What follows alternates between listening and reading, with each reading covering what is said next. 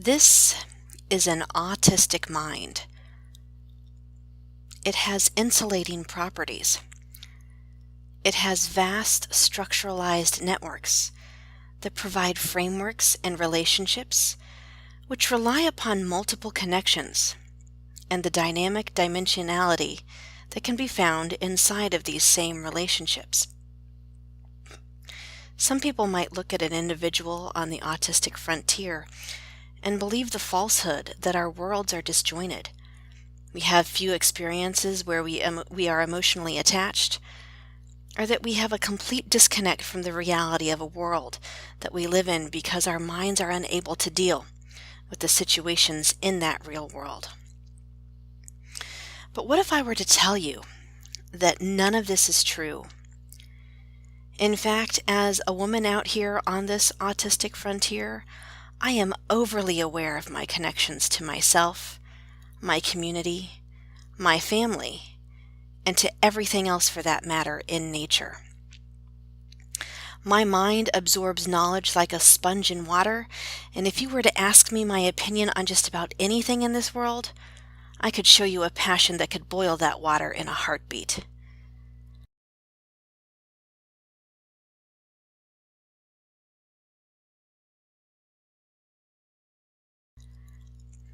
Being a woman on the autistic frontier has meant fighting for my rights at times. It has meant being more comfortably connected to my own mind and my own identity than feeling connected to my family, my friends, or even my community. It has meant getting to know my mind, analyzing its structures, and being happy and content whenever left there for very long. But it has also meant that too many times in my life, I have been ostracized, demonized, or at best, just merely misunderstood. Many years ago, I came to recognize the fact that my mind works through its interpretations of my world through structures of knowledge. Now, these structures aren't easily described. They don't have a real name in the English language.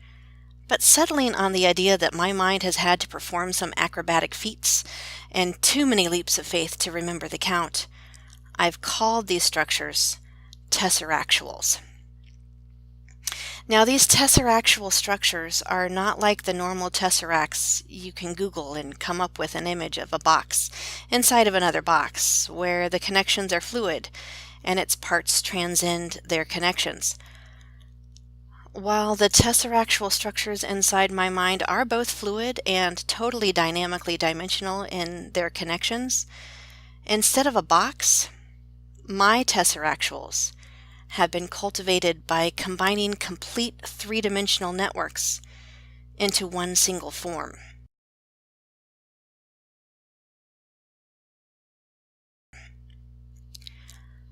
Within these tesseractual structures, facts are definitely facts, information is definitely information, and emotions can be just as vivid as anybody else's.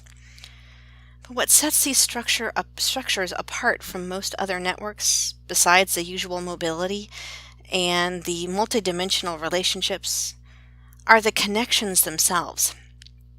You see, instead of an emphasis on the components of the structure, or the solidity of a fact, my mind is busy connecting that fact to just about anything and everything it could possibly be related with. If I hear a phrase, my mind has probably already picked out the song it can be found in. If I travel to a new place, I have already spent the time calculating distance, time, and what the most direct way should have been to get there. When learning a language, I devour every piece of information that I can on a word that might be unfamiliar in order to understand its meaning and the history of where it came from. These structures inside of my mind are awesome to behold.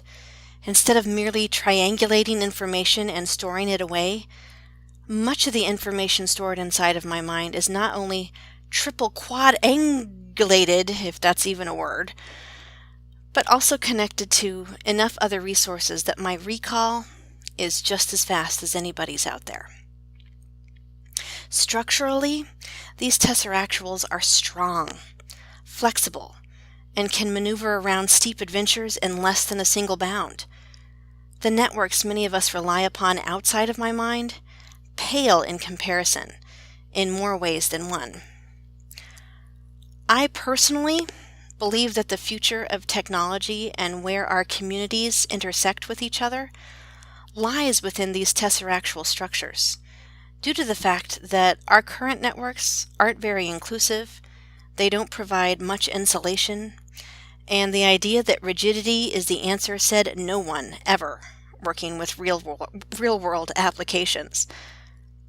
I believe these structures have applications in many parts of our world, including, but not limited to, how we educate individuals with unique abilities, colonizing extraterrestrial planets and moons, artificial intelligence, community engagement, sustainability efforts for a healthier planet, and too many more to name off the top of my head. Visualizing the potential our world has is merely a step in the right direction, but I need your help. Bringing these kinds of networks to a reality outside of my mind will take teamwork, perseverance, and a passion for working outside the norms.